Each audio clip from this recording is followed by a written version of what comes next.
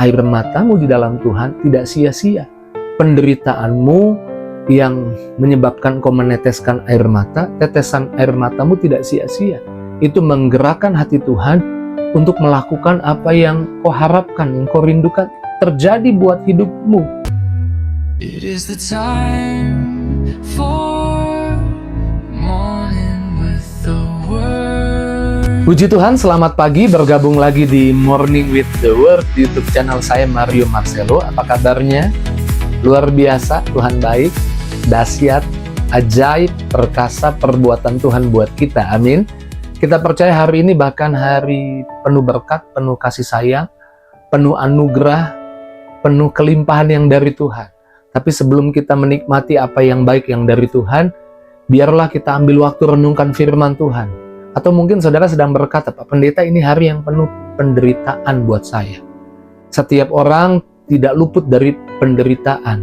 Karena Tuhan tidak berjanji hidup kita hidup yang bebas dari penderitaan, kesusahan. Tapi Tuhan berjanji, Tuhan menyertai kita lewati setiap tantangan, masalah, suka, duka dalam kehidupan ini. Penderitaan itu sementara, tapi sukacita dari Tuhan itu kekal.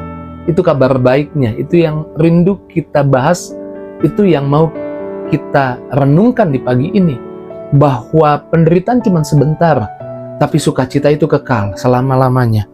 Paulus berkata di dalam 2 Korintus 4 ayat 17, sebab penderitaan ringan yang sekarang ini mengerjakan bagi kami kemuliaan kekal yang melebihi segala-galanya, jauh lebih besar daripada penderitaan itu sendiri.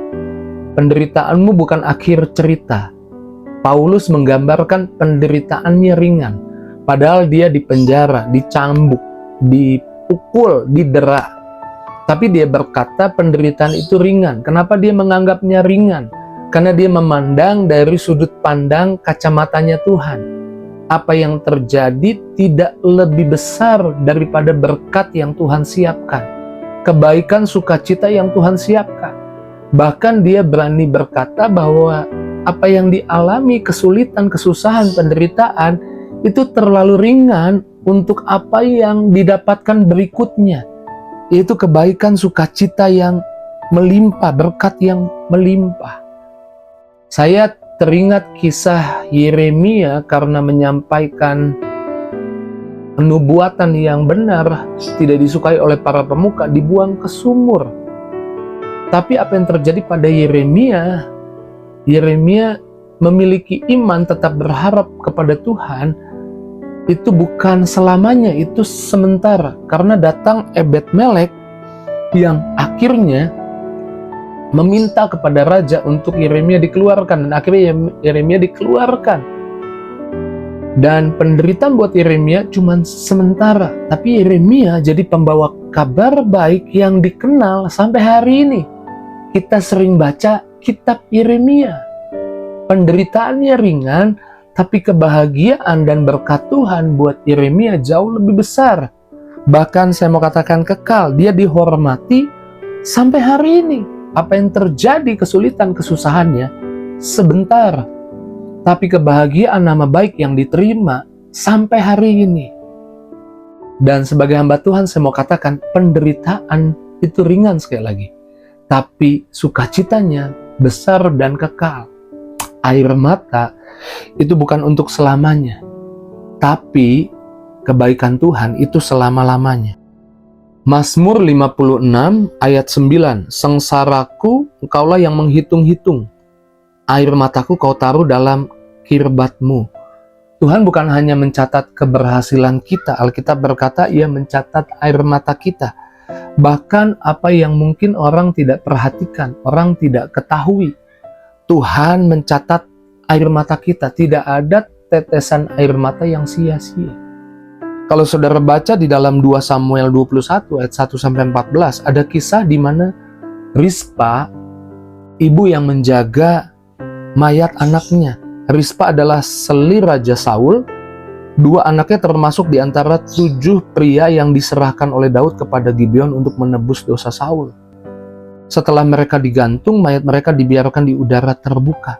Namun Rispa tidak tinggal diam, ia membentangkan kain kabung dan berjaga siang malam berbulan-bulan, melindungi jasad anak-anaknya dari binatang buas. Dan ketika Daud mendengar apa yang dilakukan Rispa, Daud tergerak hatinya, lalu Daud membuat mayat dari orang-orang itu dikuburkan dengan cara yang layak. Daud tidak tinggal diam. Air matanya Rispa tidak dilihat orang mungkin, tapi saya percaya itu dilihat Tuhan, dan Tuhan menjamah hatinya Daud. Dan Daud akhirnya melakukan apa yang dirindukan oleh Rispa. Dengar baik, Tuhan bukan cuma mencatat keberhasilanmu. Air matamu di dalam Tuhan tidak sia-sia. Penderitaanmu yang menyebabkan kau meneteskan air mata, tetesan air matamu tidak sia-sia. Itu menggerakkan hati Tuhan untuk melakukan apa yang kau harapkan, yang kau rindukan terjadi buat hidupmu. Air mata hari ini bisa jadi gerbang tujuan Tuhan yang lebih besar. Mazmur 30 ayat 6 berkata seperti ini, sebab sesaat saja ia murka, tetapi seumur hidup ia murah hati. Sepanjang malam ada tangisan, menjelang pagi terdengar sorak-sorai. Sepanjang malam mungkin ada penderitaan, tapi menjelang pagi ada sorak-sorai. Tuhan tidak menahan berkatnya buat kita.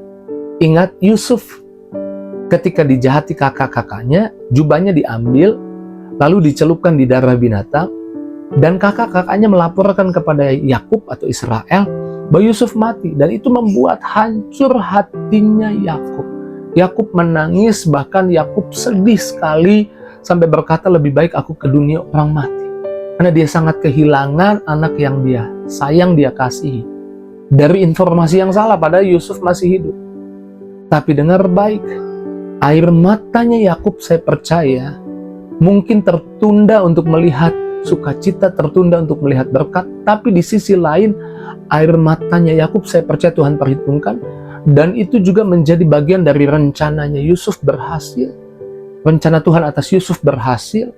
Itu Yusuf dipersiapkan untuk jadi orang nomor 2 di Mesir, yang bisa bukan hanya membuat Mesir bisa makan di masa kekeringan, tapi keluarga besarnya termasuk ayahnya bisa makan, dan kakak-kakaknya bisa makan di masa dunia kekeringan.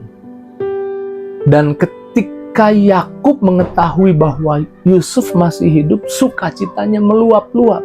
Sukacitanya jauh lebih besar dari kesedihannya, karena setelah itu dia dibawa ke Mesir, tinggal bersama Yusuf dan berbahagia, bersukacita bersama Yusuf di Mesir, karena Firaun mengasihi Yusuf. Karena Firaun berbuat baik, berkenan kepada Yusuf, sehingga keluarganya pun mendapat perkenanan dari raja dan orang-orang Mesir. Dengar baik, mungkin hari ini ada air mata di malam hari hidupmu, tapi menjelang pagi saya percaya ada sorak-sorai. Setiap tetes air matamu tidak ada yang sia-sia. Menjelang pagi ada berkat, ada sukacita. Penderitaan mungkin ada, tapi iman miliki percaya bahwa itu bukan untuk selamanya, itu sementara. Yang selamanya adalah jawaban doa, berkat dan kasih sayang Tuhan. Sehingga hari ini kau bisa melangkah menghadapi situasi sulit apapun yang sedang kau hadapi, penderitaan apapun yang kau hadapi. Kau bukan mundur, kau bukan sembunyi, kau bukan lari dari masalah, tapi kau menghadapinya bersama Tuhan, karena kau tahu di balik itu ada sukacita, ada berkat, ada kebaikan Tuhan yang besar. Pagi ini kembali kuatkan hatimu, teguhkan hatimu, percayalah Tuhan memperhatikanmu, Tuhan melihatmu, Tuhan akan memberkati hidupmu, Tuhan akan memulihkan keadaanmu. Mari kita bersyukur buat firman Tuhan. Mari kita doa. Terima kasih buat berkat firman-Mu, perkataan-Mu yang meneguhkan, menguatkan kami. Kami percaya setiap perkataan firman tidak kembali dengan sia-sia, menyegarkan kami semua. Mungkin kami sedang hadapi penderitaan, tapi kami tahu hari ini penderitaan cuma sementara, tapi kebahagiaan yang dari Tuhan kekal selamanya. Kuatkan anak-anak-Mu, berkati anak-anak-Mu. Bahkan kalau ada yang sakit, Tuhan sembuhkan. Yang susah Tuhan hibur, yang dalam masalah Tuhan buka jalan, yang beban berat beri kelegaan. Sepanjang hari ini berkati umat-Mu. Di dalam nama Yesus kami doa bersyukur, haleluya. Sama-sama kita katakan Amin. Saya percaya di balik penderitaan saya ada sukacita sorak-sorai yang luar biasa yang Tuhan sudah siapkan. Jika itu jadi responmu, tulis di kolom komentar. Kalau mau titip doa juga tulis di kolom komentar. Tinggalkan jejakmu di kolom komentar. Dan jangan lupa bagikan link Morning with the Word di pagi ini kepada teman, sahabat, keluargamu. Terus maju dalam Tuhan. Tuhan berkati. See you.